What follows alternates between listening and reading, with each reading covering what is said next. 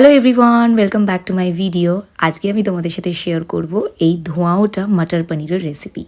তো এর জন্য কিন্তু প্রথমেই আমি কড়াটা বসিয়ে দিয়েছি আর অল্প একটু সর্ষের তেল দিয়েছি, দিয়ে ভালো করে স্প্রেড করে দিয়েছি, কারণ আমার মনে হয় অতিরিক্ত তেলের কোনো প্রয়োজন নেই। তেলটা গরম হোক, এইদিকে আমি পনিরগুলোতে হলুদ দিয়ে দিচ্ছি আর তার সাথে অল্প একটু নুন। পনিরগুলো কিন্তু আমার ঘরে বানানো। এরপর তেলটা গরম হয়ে গেছে, আমি পনিরগুলো দিয়ে হালকা করে ভেজে নিচ্ছি, কারণ কড়া করে ভাজলে কিন্তু শক্ত হয়ে যেতে পারে। এরপর যে তেলটা পড়েছিল আমি সেই তেলেই অল্প করে একটু জিরে, তেজপাতা ফোড়ন দিয়ে দিলাম, আর টমেটো, আদা বাটা, ক্যাপসিকাম আর একটা কাঁচা লঙ্কা কুচিয়ে রেখেছি, যেটা ক্যাপসিকামের সাথে মিশে গেছে বলে হয়তো তোমরা দেখতে পাচ্ছ না। তোমরা চাইলে কিন্তু টমেটো পেস্ট ইউজ করতে পারো।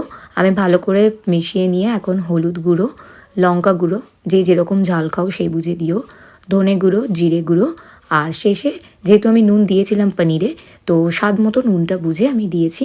তোমরাও তোমাদের প্রয়োজন মতো দিয়ে ভালো করে আবার মিশিয়ে নিয়ে একটু উষ্ণ গরম জল অ্যাড করে দেবে।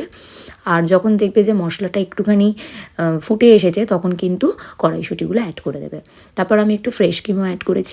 আবারও কিন্তু মশলাটা ভালো করে মিশিয়ে নিয়ে আমি কসুরি মেথিটা অ্যাড করে দিলাম, আর অল্প করে একটু চিনি দিয়েছি টেস্টটাকে ব্যালেন্স করার জন্য। তারপর আমি না পনিরটা উষ্ণ গরম জলে রেখেছিলাম, এতে পনিরটা একটু নরম থাকে, দিয়ে ভালো করে মিশিয়ে 5-7 মিনিট মতো ঢাকা দিয়ে রেখে দিয়েছিলাম। ব্যাস, গরম গরম রেডি আমাদের টেম্পটিং মটর পনির। দেখতে যতটা ভালো হয়েছে, খেতেও কিন্তু ততটাই ভালো হয়েছে। তবে তোমরা বুঝবে কী করে যদি না বানাও। চটপট করে বানিয়ে কিন্তু আমাকে জানিও। ভিডিওটা ভালো লাগলে লাইক করে দিও। Thank you.